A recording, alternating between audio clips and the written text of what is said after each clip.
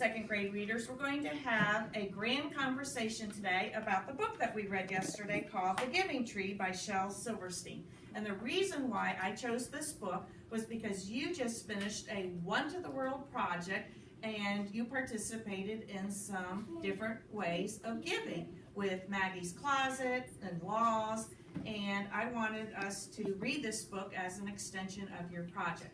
So we're going to look at the main characters, the giving tree, and the little boy that grew up to be a man.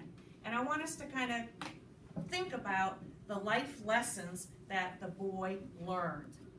So let's go ahead and talk about what he learned from the giving tree. I think he learned that, so when he keep asking for stuff, it keeps going down.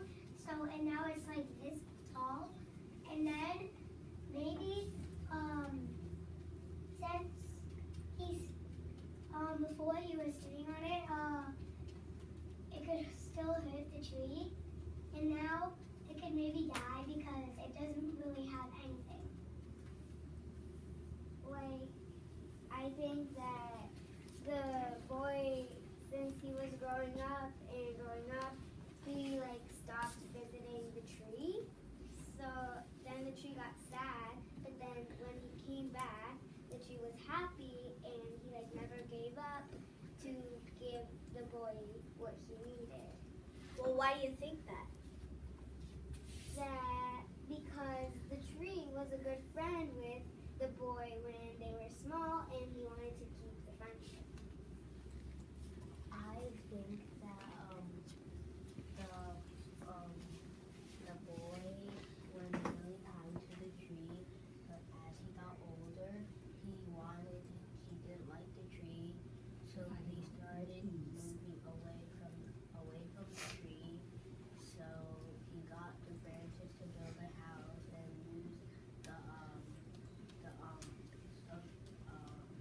trunk to build a boat. Why do you think that?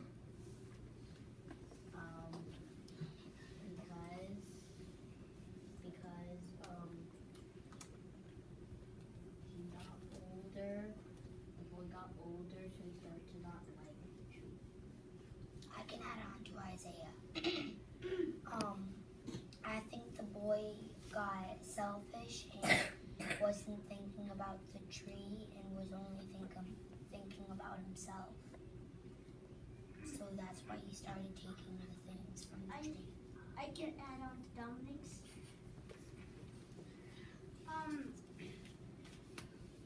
He only cared about himself, and when he was starting to become a teenager, he just left it out, and you shouldn't be leaving other people out, because you can't leave your friends out, because just like, let's say that my friend, he said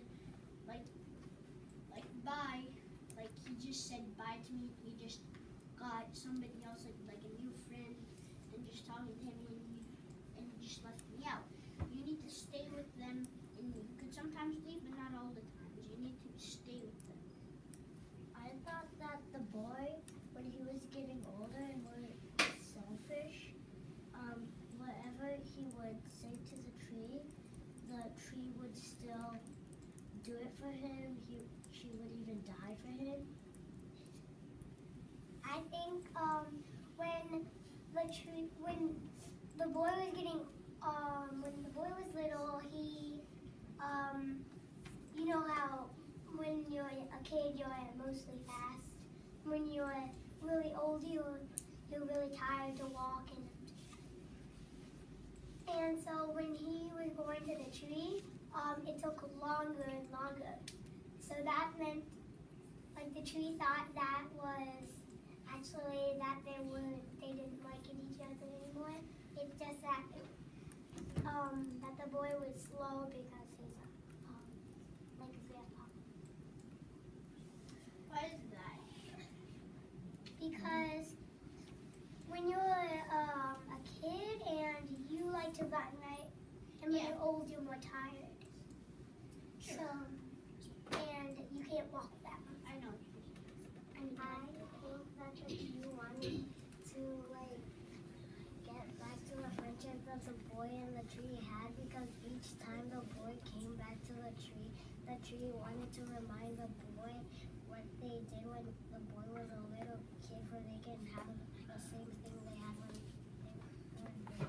I can add on to Katie that she wanted to keep like the memories with the boy together and like still like keep it with the boy, and like since he was like growing up and he was forgetting about the tree and was like very selfish, the tree was like would always give the whatever the boy needed.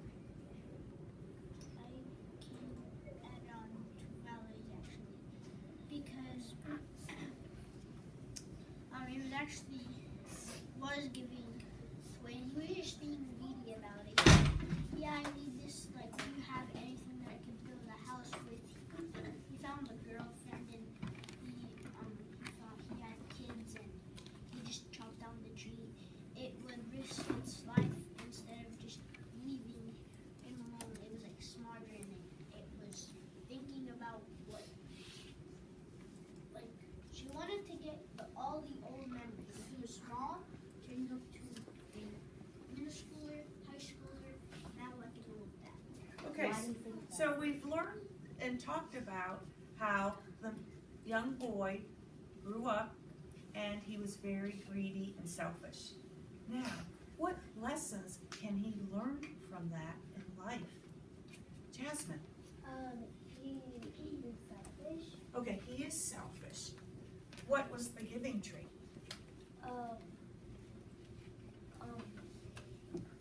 The tree gave him like apples and to make a crowd.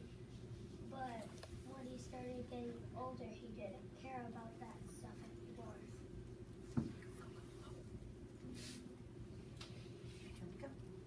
The tree was a nice friend. But I can't play with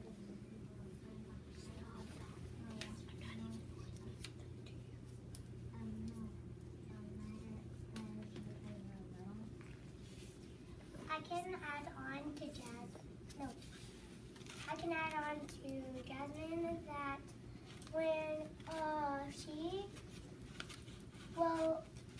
the tree is very kind, and no responding was from the boy, like thank you or why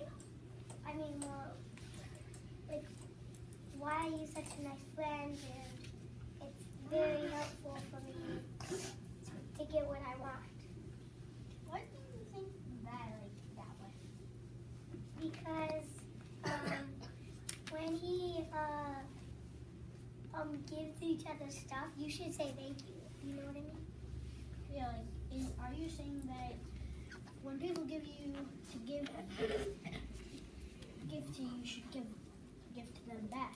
Well, you don't have to. You just have to say thank you. Thank you or anything else, like, But if you want to be kind, you can give them something back. so you shouldn't be leaving anybody behind, or you shouldn't be like saying, nah, you don't really care. So was he like, are you trying to say that he only cared about himself and his life? Yes. He wasn't doing the stuff that I said. I can add on I like to that. Scarlett because he didn't care about his friendship. He only cared about himself. I wonder maybe when Scarlett said he was getting slower as he was getting older, if that is true or if he just didn't want to spend more time with the tree. I can add on to Scarlett that like you should really appreciate what other people like give you and not just like ignore them. I can add on to Scarlett because I don't think the tree was expecting anything back because she was like donating to the little boy to grow up to be a middle schooler and then high schooler and then an adult and then an old man. Are you trying to, why do you think that? Are you trying to say that, it's like backpack buddies in the donations. Yeah, sort of. I mean, Backpack Buddies is not expecting anything back. Same with Laws and Oh wow. Maggie's Closet. They're donating to people who need stuff More than and more than us, which have a lot of stuff that we don't need. And yeah, and they're not expecting anything back because they're happy that they help people in need. I can add on to Caleb's because, like, we have clothes, we have socks, we have everything we need on us. We have roofs on top of us. How about the people who are suffering? How about the people who are in Syria right now, in other places like Africa? We don't. So I have some like little toys that I never used, so I donate them. Kind of like yards, but I donate them to the homeless because some kids don't really have anything. I can add on to Kareem. So we have everything we need, but the people who don't have anything, you need to give them stuff. They need to give you a thank you, that's all. They don't need to give you something back, like a thing, because only a thank you or words, but not stuff, because that's part of your life. You need stuff for yourself. First needs and then wants. Why would I you can think? add on to Scarlet because if they don't have that kind of thing, they wouldn't live a long life or they could die. Why would you think that, Scarlet? Like, just ask me. Why do we need to give them, and why do they need to say thank you to us? Can't we just do something to us, or can we just leave them alone? Like, you know who people don't have that much money or anything, or don't have anything, how are they gonna get you stuff? Why would they get you stuff? Because you have to, get yourself stuff That's what first. some people ask me. Why do you need to give the other people who are down there and like, oh no, I need money? And some people say they used to be rich and they never gave to us. But I don't really believe them because when I saw this poor kid on the streets just selling napkins, and I was so sad. I was like, Daddy, can we give him a house? Can we give him money? And we asked him where's his brothers and where's his mom. His mom was and his mom and dad and his family were like they were gone and they were somewhere else and they left him behind. I can add on to Kareem's that once I saw a man on the street. He had a wheelchair. Because he didn't have any legs. And so I asked him, would you like me to help you cross the road? And he answered yes. So I helped him push the wheelchair all the way across the road. Ashley? Nice to everybody. You know, I want to just commend all of you second grade readers because I love the way you made connections to the real world.